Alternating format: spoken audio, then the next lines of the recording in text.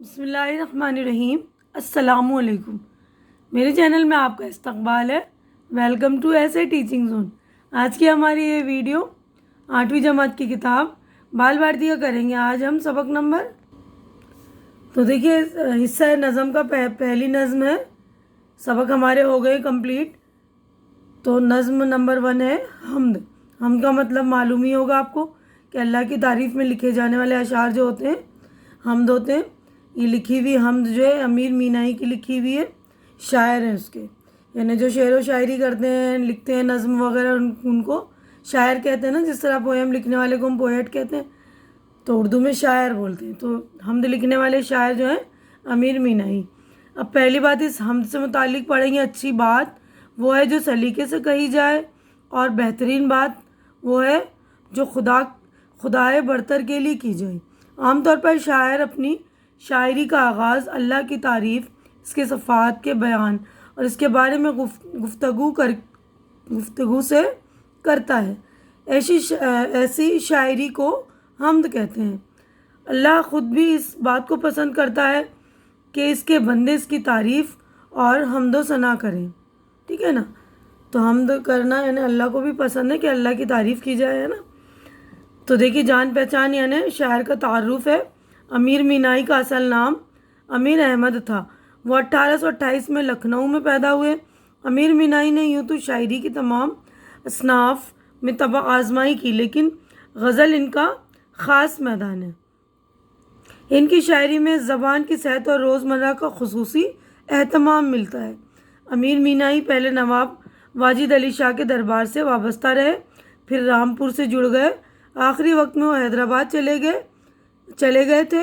امیر اللغات ان کا اہم کارنامہ ہے۔ ان کی تصانیف میں مرات الغیب، صنم خانہ عشق، دیوان ہے، نور تجلی اور ابر کرم، نعتیہ مثنویاں شامل ہیں۔ سن 1900 میں حیدرآباد میں ان کا انتقال ہوا۔ اب ہم شعر پڑھ رہے ہیں اور میں آپ کو ایکسپلین بھی کر دوں گی، تو آپ لوگ اچھی طرح سے سن لیں گے۔ دوسرا کون ہے جہاں تو ہے، کون جانے تجھے کہاں تو ہے، یعنی جہاں تو ہے کوئی نہیں جان سکتا کہ کون کہاں ہے تو، یعنی جہاں تو ہے وہاں کوئی نہیں پہنچ سکتا ہے نا، کوئی بھی نہیں تیری جگہ پر، یعنی تیرے جیسا جہاں تو ہے وہاں کوئی ہے ہی نہیں۔ لاکھوں پردے میں تو ہے بے پردہ، 100 نشانوں میں بے نشان تو ہے، یعنی تو لاکھوں پردوں میں، یعنی نظر نہیں آتا ہے نا، یعنی اس کا مطلب ہے کہ لاکھوں پردوں میں، لیکن اس کے بعد جو ہے بہت ساری نشانیاں تیری، جس سے تیرے ہونے کا پتہ چلتا ہے، اور لیکن تو بے نشان ہے، لیکن تو جو ہے پردوں میں ہونے کے باوجود بے پردہ ہے۔ تو ہے خلوت میں، تو ہے جلوت میں، کہیں پنہا کہیں عیاں تو ہے، یعنی کہیں تو جو ہے تنہائی میں، خلوت یعنی تنہائی اور جلوت یعنی انجمن، یعنی شور شرابہ ہوتا ہے نا جہاں، تو کہیں تو تنہائی میں بھی ہے، کہیں تو لوگوں کے ہجوم میں بھی ہے، شور شرابے میں بھی ہے، کہیں تو پنہا یعنی چھپا ہوا، اور عیاں یعنی ظاہر ہونا، یعنی کہیں تو چھپا ہوا بھی ہے اور کہیں تو ظاہر بھی ہو رہا ہے۔ نہیں تیرے سوا یہاں کوئی، میزباں تو ہے مہماں تو ہے، یعنی تیرے سوا کوئی بھی نہیں ہے، تو میزباں بھی ہے اور تو مہماں بھی ہے، یعنی تیری ذات کو کوئی بھی سمجھ نہیں پا رہا ہے نا، کہ اللہ تعالیٰ ہر جگہ موجود ہے، یعنی مہمان بھی ہے اور میزبان بھی ہے۔ رنگ تیرا چمن میں بو ہے، رنگ تیرا چمن میں بو تیری، خوب دیکھا تو باغباں تو ہے، یعنی چمن جو ہے باغ کو کہتے ہیں نا، تو باغ میں تیرا رنگ بھی ہے، تیری بو بھی ہے، اور باغباں میں تو ہر جگہ ہے، یعنی باغ میں اس چمن میں تو ہر جگہ ہے۔ نہ مقام میں نہ لا مقام میں کچھ، جلوہ فرما یہاں وہاں تو ہے، یعنی مقام میں بھی نہیں ہے تو، لا مقام ہونے کے باوجود بھی ہر جگہ موجود ہے، ہر جگہ جلوہ فرما، یعنی ہر جگہ نظر آ رہا ہے، تیرا جلوہ ہر جگہ دکھ رہا ہے ہمیں۔ تو آگے بڑھتے ہیں، ہماری نظم کو ہم دیکھیں گے آگے۔ تو دیکھیے ہماری نظم یہیں پر ہو گئی ہے کمپلیٹ۔ آگے بڑھتے ہیں ہم نیکسٹ پیج پر۔ ہم تو دیکھیے نظم کا یہ والی حمد جو ہم نے پڑھی اس کا خلاصہ ہے اللہ تعالیٰ کی شان کوئی سمجھ نہیں سکتا. یہ عجیب بات ہے کہ لاکھوں لاکھ پردوں کے باوجود وہ ہر جگہ پہچانا جاتا ہے. ہر جگہ اس کے وجود کی نشانیاں ہیں، پھر بھی کوئی اس کا نشان بتا نہیں سکتا. جلوت و خلوت میں وہ موجود ہے، یعنی اس کی قدرت کہیں ظاہر ہے تو کہیں چھپی ہوئی ہے. ساری کائنات اسی کی کاریگری ہے، ساری نشانیاں اس کی قدرت کو ظاہر کرتی ہیں. ہر جگہ وہی ہے. اسے شاعر نے یوں کہا ہے کہ وہی مہمان ہے اور وہی میزبان ہے. باغ جہاں میں رنگ رنگ کے پھول ہیں، ان کو رنگ اور خوشبو اللہ کی قدرت ہی سے ملی ہے. وہ نہ مکان میں ہے اور نہ لامکاں ہے، پھر بھی وہ سب جگہ اپنا جلوہ دکھا رہا ہے. ٹھیک ہے نا. تو پورے نظم کا خلاصہ اب آگے بڑھتے ہم دیکھیے معنی و اشارات، یعنی الفاظ معنی ہمارے: خلوت، تنہائی، جلوت، انجمن، سب کے سامنے، پنہا، چھپا ہوا، پوشیدہ. ٹھیک ہے نا. عیاں ہونا، اعلانیہ، ظاہر. جلوہ فرما ہونا یعنی کسی خاص انداز سے سامنے نظر آنا. یہ بولتے ہیں نا جلوہ دکھا رہا ہے، تو کسی خاص انداز میں اللہ کا جلوہ ہمیں ہر جگہ دکھتا ہے نا. اب ہماری یہاں پر دیکھیے مشقی سرگرمیاں ہیں، یعنی کہ ہماری ایکسرسائز سوال و جواب اسٹارٹ ہو گئے. تو یہاں پر دیکھیے جان پہچان کی مدد سے شاعر کا شب کی خاکہ مکمل کیجیے. تو امیر مینائی کی جو تعارف ہے اس کے بارے میں، یہ اصل نام ان کا امیر احمد ہے. تاریخ پیدائش 1828، مقام پیدائش لکھنؤ، مقام وفات 1900 میں حیدرآباد میں. ٹھیک ہے نا. مقام جو ان کا حیدرآباد میں اور سن جو ہے ان کا 1900. اور ان کی جو دیوان تھی امیر مینائی کی دیوان لکھی ہوئی مرات الغیب اور صنم خانہ عشق، اور ان کی نعتیہ مثنویاں نور تجلی، ابر کرم. ٹھیک ہے نا. تو یہ ان کی نعتیہ مثنویاں، یہ دیوان ہے دونوں. اب اس کے بعد ہے کہ آگے بڑھتے ہیں ہم. ایک جملے میں جواب لکھے، ایک جملے میں ہمیں جواب دینا ہے. تو پہلا سوال ہے ہم میں تو سے کون مراد ہے. تو پوری نظم ہم نے پڑھ لی ہے، سمجھ میں تو آپ کے آ ہی گیا ہوگا. میں بتا رہی ہوں، میں نے جوابات جو آپ لوگوں کے لیے تیار کر دیے. اس سے پہلے کہ جو لوگ میرے چینل میں نئے ہیں تو وہ لوگ پلیز میرے چینل میں آئیے، میرے چینل کو سبسکرائب کیجئے، میرے چینل سے جڑیے، کیونکہ اس سے پہلے کی ویڈیوز میں نے جو ہے سبق کا حصہ ہے جو وہ مکمل کر دیا ہے. یہ آج ہمارا جو ہے نظم کا حصہ چل رہا ہے. تو میں اس کے جوابات آپ کو بتا رہی ہوں. تو دیکھیے جواب ہم میں تو سے مراد اللہ تعالیٰ ہے. سوال نمبر 2 ہے کہیں پنہا کہیں عیا سے کیا مراد ہے. کہیں پنہا کہیں عیا سے مراد ہے اللہ کی قدرت کہیں ظاہر ہے تو کہیں چھپی ہوئی ہے. سوال نمبر 3 اللہ کی نشانیاں کہاں کہاں دکھائی دیتی ہیں. اللہ کی نشانیاں پوری دنیا، پوری کائنات میں ہر جگہ دکھائی دیتی ہے. سوال نمبر 4 ہے یہاں وہاں سے شاعر کی کیا مراد ہے.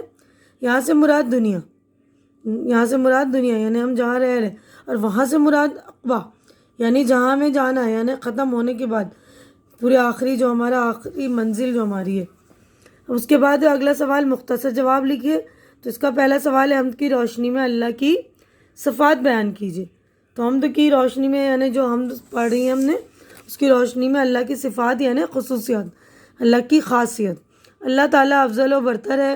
اللہ جس بلند مقام پر ہے وہاں تک کوئی نہیں پہنچ سکتا، اور پہنچے بھی کیسے. کسی کو معلوم بھی کہاں ہے کہ وہ کس مقام پر ہے، یعنی اس کی منزلت کا ادراک کسی کو نہیں ہے کہ اس کی ہمسری کی سوچ سکے. وہ ہمسری یعنی برابری، وہ ہر جگہ موجود ہے مگر نظر نہیں آتا. تنہائی میں ہے، محفلوں میں بھی ہے، نیا ہو کے بھی عیاں ہے. وہ نظر نہیں آتا مگر اپنی کرشمہ سازیوں سے اپنے وجود کا ہر ایک کا اقرار لیتا ہے. یعنی نہیں ہونے کے باوجود جو اس کی جلوہ افزانیاں یعنی اس کے جو کرشمے وہ ہر جگہ ہمیں نظر آتے ہیں. اپنے وجود کا ہر ایک کا اقرار لے لیتا ہے. چمن کے رنگ و بو سب اسی کی عطا کی ہوئی ہیں. اس جیسا نگراں دنیا کا کوئی باغباں نہیں. اس کا لقب لامکاں ہے مگر وہ ہر جگہ مکی ہے. مکی یعنی اس کا ہر جگہ مکان ہے، یعنی ہر جگہ وہ موجود ہے. اب آگے بڑھتے ہیں ہم. تو دیکھیے اگلا سوال ہے وسعت میرے بیان کی درج ذیل شعر کا مطلب بیان کیجیے. لاکھ پردوں میں تو ہے بے پردہ، 100 نشانوں میں بے نشاں تو ہے. تو اس کے مطلب میں نے لکھ دیا، آپ دیکھ لیجئے۔ تو دیکھیے اس کا جواب ہے، شاعر اللہ کو مخاطب کرتے ہوئے کہتا ہے کہ اے اللہ تو وہ باکمال شان والا ہے جو لاکھ پردوں میں ہونے کے باوجود بھی اپنی صفات سے ظاہر ہے۔ تو نظر نہیں آتا لیکن سب تیرا کلمہ پڑھتے نظر آتے ہیں۔ تو ہر شے کا خالق ہے، انہی چیزوں سے تیری پہچان ہے، مگر بذات خود تو نگاہوں سے اوجھل ہے۔ اب آگے بڑھتے ہیں، دیکھیے ہمارا تلاش و جستجو۔ ہم سے متضاد الفاظ کی جوڑیاں تلاش کیجیے، ہم سے صنعت مرات النظیر کا شعر تلاش کیجیے، ہم سے قافیوں کی فہرست تیار کیجیے۔ تو سارے جوابات میں نے تیار کر دیے، آپ لوگ دیکھ لیجیے گا۔ تو دیکھیے ہم سے متضاد الفاظ کی جوڑیاں، نشاں بے نشاں، پردہ بے پردہ، خلوت جلوت، پنہا عیاں، میزباں مہماں، مکاں لامکاں، یہاں وہاں۔ اب ہمیں ہم سے ہی صنعت مرات النظیر کا شعر لکھنا ہے۔ رنگ تیرا چمن میں بو تیری، خوب دیکھا تو باغباں ہے۔ اب اگلا ہے قافیوں کی فہرست، تو جہاں کہاں بے نشاں عیاں مہماں باغباں وہاں۔ تو آخری کے جو الفاظ ہوتے ہیں سیم ہوتے ہیں، اس کو قافیہ کہتے ہیں نا۔ اب آگے بڑھتے ہیں، جس کو کہتے ہیں رازداں تو ہے، اس مصرعے کے حوالے سے اللہ تعالیٰ کی جو صفت ظاہر ہو رہی ہے اسے بیان کیجیے۔ تو دیکھیے اس کا جواب ہے، جس کو کہتے ہیں رازداں تو ہے، مصرعے سے اللہ تعالیٰ کی یہ صفت ظاہر ہو رہی کہ وہ سب کچھ جانتا ہے، اسے ہر چیز کی خبر ہے، یعنی وہ علیم ہے، علیم یعنی جاننے والا، جس کو ہر چیز کا علم ہوتا ہے، اور خبیر بھی ہے، اسے کائنات کی ہر شے کا حال معلوم ہے، یہاں تک کہ اللہ انسان کے دل میں پیدا ہونے والے خیال سے بھی واقف ہے۔ اب آگے بڑھتے ہیں نیکسٹ کویشچن کی طرف۔ اسکول کی لائبریری سے چند مشہور لغات تلاش کر کے نام لکھیں۔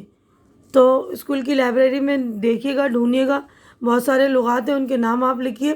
اس کے بعد مشہور شاعرہ کے حمدیہ کلام کا مطالعہ کیجیے، یعنی ان کے بہت سارے شاعروں نے حمدیہ کلام یعنی حمد لکھی ہیں بہت سارے شاعروں نے، تو ان کا مطالعہ کیجیے، یعنی ان کو پڑھیے آپ۔ اب آگے بڑھتے ہیں ہم، تو یہ دیکھیے آئیے زبان سیکھیں۔ یہ شعر ہے، پتا پتا بوٹا بوٹا حال ہمارا جانے نہ جانے گل ہی نہ جانے باغ تو سارا جانے ہے۔ یہاں پہلے مصرعے میں پتا بوٹا اور دوسرے مصرعے میں گل باغ کے الفاظ آئے ہیں جن میں مناسبت پائی جاتی ہے۔ پتا بوٹا سے اور گل باغ سے مناسبت رکھتا ہے۔ جب شعر میں ایسے مناسبت رکھنے والے الفاظ استعمال کیے جاتے ہیں تو ایسے استعمال کو مرات النظیر کہتے ہیں، یعنی ایک دوسرے سے مناسبت رکھتے ہیں نا، گل باغ پتا بوٹا اس طرح۔ اب اگلا جو ہے حمدیہ، یہ تضاد ہم کا یہ شعر، نہیں تیرے سوا یہاں کوئی میزباں تو ہے مہماں تو ہے۔ اس شعر میں الفاظ میزباں مہماں ایک دوسرے کی ضد ہیں۔ شعر میں ایسے الفاظ کا لانا جو ایک دوسرے کی ضد و تضاد کہلاتا ہے۔ تو یہ تضاد اور مرات النظیر آپ اچھی طرح سمجھ گئے ہوں گے۔ اب آگے بڑھتے ہیں، دیکھیں یہاں پر اضافی معلومات امیر اللغات کے بارے میں۔ جو امیر احمد مینائی نے رامپور میں اپنے قیام کے دوران اردو کی ایک جامع اور جدید لغت تیار کرنے کا منصوبہ بنایا تھا، اس کے لیے باقاعدہ ایک دفتر قائم کر کے حوالے کی کتابیں، شعراء کے دیوان اور لغات جمع کیے گئے۔ لغت کا نام امیر اللغات رکھا گیا اور 1889 سے اس پر تیزی سے کام شروع کیا گیا۔ لغت کا کام پھیلتا گیا۔ امیر مینائی کو توقع تھی کہ ملک کے رئیس اب اس کام میں ان کی مالی مدد کریں گے، مگر ان کی یہ توقع پوری نہ ہوئی۔ اب ان کی صحت بھی خراب رہنے لگی۔ 1891 اور 1892 میں بڑی تختی پر امیر اللغات کی 2 جلدیں شائع ہوئیں۔ اس کے بعد یہ سلسلہ رک گیا۔ مسودے کی شکل میں امیر اللغات کی 28 جلدیں فرہنگ حامدیہ کے نام سے رضا لائبریری رامپور میں محفوظ ہیں۔ تو یہ آپ کے لیے معلومات تھی کہ امیر اللغات پر انہوں نے کام شروع کیا تھا۔ ان کو توقع تھی، امید تھی کہ بہت سارا مجھے مالی مدد ملے گا، لیکن وہ ہوا نہیں، ان کی صحت جو خراب رہنے لگی، تو صرف 2 ہی جلدیں شائع ہوئی ہیں۔ تو یہیں پر ہمارا چیپٹر ہو گیا ہے کمپلیٹ۔ امید کرتی ہوں کہ آپ لوگوں کو میرا پورا چیپٹر یعنی پوری نظم جو میں نے سمجھائی اچھی طرح سمجھ میں آ گئی ہوگی، اور میری ویڈیو آپ کو اچھی لگ رہی ہے تو اسے لائک کیجیے، زیادہ سے زیادہ شیئر کیجیے تاکہ جو ضرورت مند بچے ان تک یہ میری ویڈیو پہنچے، اور میرے چینل کو سبسکرائب کر کے میری حوصلہ افزائی کیجیے۔ ہماری اگلی ملاقات انشاءاللہ تعالی اگلی ویڈیو میں ہوگی، تب تک کے لیے آپ لوگ اپنا خیال رکھیے، مجھے دعاؤں میں یاد رکھیے۔ اللہ حافظ۔